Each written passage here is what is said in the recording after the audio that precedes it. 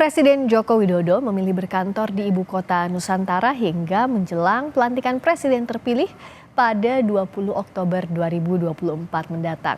Lebih lengkap akan disampaikan jurnalis Kompas TV Fedriska Ananda. Rizka, selain rapat paripurna, agenda apa saja yang akan dilakukan presiden di IKN hingga purna tugas Oktober mendatang?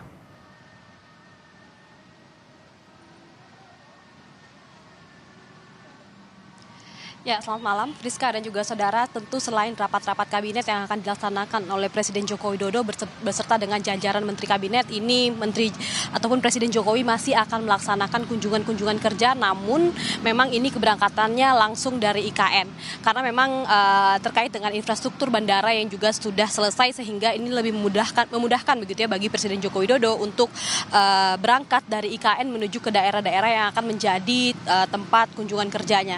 Tentu selain melakukan kunjungan kerja, tentu Presiden Joko Widodo juga akan berfokus untuk melaksanakan transisi keberlanjutan ataupun transisi pemerintahan dari pemerintahan Presiden Joko Widodo kepada Presiden terpilih Prabowo Subianto nanti pada tanggal 20 Oktober mendatang. Karena memang Presiden Joko Widodo mulai pekan depan ini akan melaksanakan ataupun berkantor di IKN sejak tanggal 10 September hingga tanggal 19 Oktober mendatang, di mana sebetulnya ada sejumlah hal yang menjadi ataupun melatar belakangi alasan Presiden Joko Widodo memilih berkantor di IKN. Di antaranya ini adalah percepatan pembangunan ibu kota negara, di mana kalau misalkan sempat diungkapkan juga oleh Presiden Joko Widodo ada beberapa infrastruktur yang belum rampung, yang belum selesai dilaksanakan, sehingga memang ini terkait dengan pemindahan ASN yang tadinya akan dilaksanakan pada bulan September ini, namun diundur begitu ya, di mana kalau misalkan diungkapkan oleh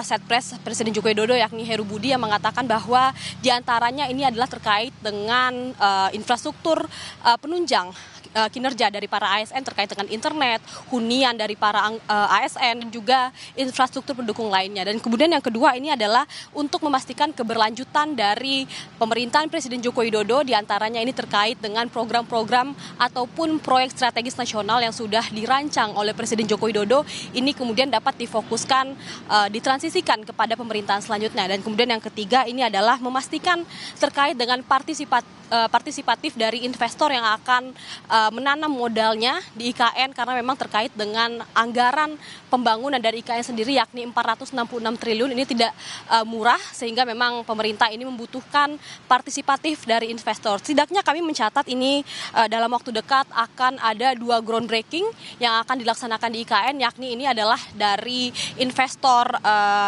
hunian dan juga investor pendidikan, sehingga memang 3 hal inilah yang kemudian mendasari Presiden Joko Widodo untuk melaksanakan ataupun berkantor di IKN sebelum kemudian selesai masa jabatannya pada tanggal 20 Oktober sebelum mentransisikan pemerintahan Presiden Joko Widodo kepada Presiden terpilih dan Wakil Presiden terpilih. Friska.